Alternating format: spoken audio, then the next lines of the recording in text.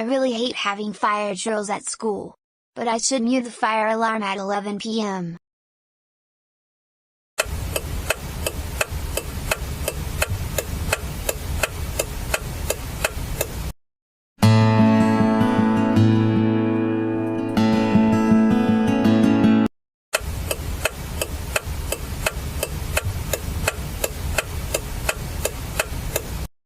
Sometimes this afternoon, we're going to be having a fire drill.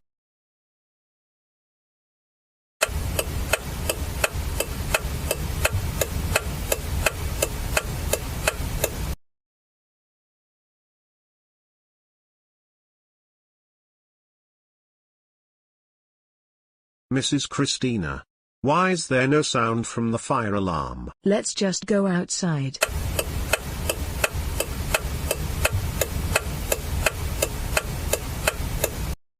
Mitchell, please report to Mrs. Mathau's office. I saw the footage camera of muting the fire alarms. What? Yeah. You better say what. Because I don't want you to mute the fire alarm. Go turn them on right now. And after you're done, you will test them when you're done.